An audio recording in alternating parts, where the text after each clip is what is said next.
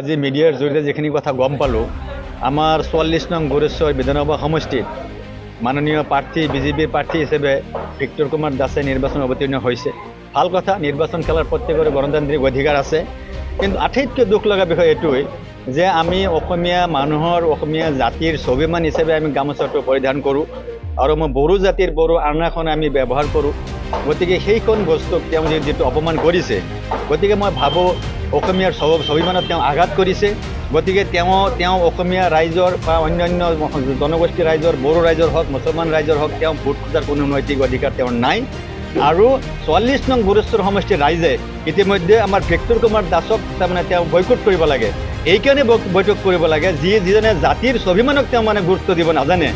জাতীয় যিটো চেতনা, জাতিৰ যিটো গামোচা, যিজন মানুহ নেতা হৈ এই জাতিৰ কাম কৰিব, সমাজৰ কাম কৰিব, গতিকে সেই মানে অসমীয়া গামোচাখন জাতিৰ যিটো স্বাভিমান বা আন এখন যিটো মানে বড়ো জাতিৰ স্বাভিমান, সেইটোক যদি তেওঁ অপমান কৰিছে, গতিকে তেওঁ এই অঞ্চলত মানে প্ৰতিনিধি হৈ ৰাইজৰ কি কাম কৰিব, ইয়াৰ দ্বাৰা বুজা যায়। গতিকে তেওঁ কোনো ৰাইজৰ কাম নকৰে আৰু তেওঁ এজন বিধায়ক হ'ব খোজা এজন মানে যিজন লিডাৰ হিচাপে তেওঁৰ যিটো মানে জ্ঞান থাকিব লাগে, সেইখিনি জ্ঞান তেওঁৰ নাই। গতিকে মই অনুমান কৰিছোঁ, মই মানে দাবী জনাইছোঁ, আমাৰ এই 44 নং গোৰেশ্বৰ সমষ্টিৰ জাতি ধৰ্ম প্ৰত্যেক ৰাইজক অনুৰোধ জনাইছোঁ যে ভিক্টৰ কুমাৰ দাসক মানে পদত্যাগ কৰাৰ কাৰণে দাবী জনাব লাগে, যে অতি সোনকালে তেওঁ মানে বিজেপিৰ যিটো মানে প্ৰাৰ্থীৰ পৰা পদত্যাগ কৰিব লাগে আৰু আমাৰ 44 নং গোৰেশ্বৰ সমষ্টিৰ ৰাইজে তেওঁক ভোট দিয়াৰ পৰা বৰ্জন কৰিব লাগে।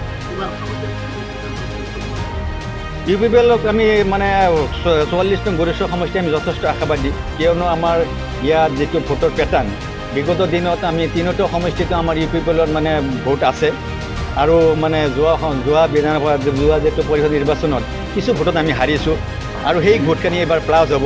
কাৰণ যিহেতু আমাৰ অঞ্চলৰ এই ৰাইজে মাইনৰিটি সমাজে বিজেপিক কোনো পৰ্যায়ে একচেপ্ট নকৰে।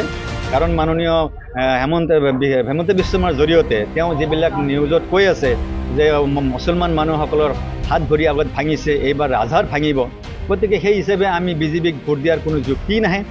গতিকে আমাৰ সন্মুখত হয়তো কংগ্ৰেছ আছিলে, কিছুমান মানুহ কংগ্ৰেছৰ দুৰ্বলতা আছিল, কিন্তু মানে দুৰ্ভাগ্যৰ বিষয় আজি আমাৰ 44 নং গোৰেশ্বৰ সমষ্টিত কংগ্ৰেছে প্ৰাৰ্থী প্ৰক্ষেপ কৰা নাই। আৰু CPM বিগত দিনত আমি ভোট প্ৰদান কৰি আহিছিলোঁ। কেমা যুক্তৰাজ্যৰ পাৰ্টী মাননীয় অনন্ত ডেকা ৰঙিয়া সমষ্টি বিধানসভাত মানে জিকি গৈছিল, কিন্তু আমাৰ এই অঞ্চলৰ ৰাইজৰ কোনো এক পইচাৰো কাম তেখেতে নকৰিলে। গতিকে সেই হিচাপে আমাৰ ৰাইজে ইতিমধ্যে সিদ্ধান্ত লৈছে যে অনাগত দিনত যিহেতু আমি 44 নং গোৰেশ্বৰ বিধানসভাটো মাননীয় প্ৰমোদ বড়ো দেৱৰ নেতৃত্বত পাবলৈ সক্ষম হৈছোঁ। গতিকে যোৱা পৰিষদ নিৰ্বাচনত আমি মহেশ্বৰ বসুমতাৰীক 80% ভোট দি তেওঁ হৈছে, ভাল কথা।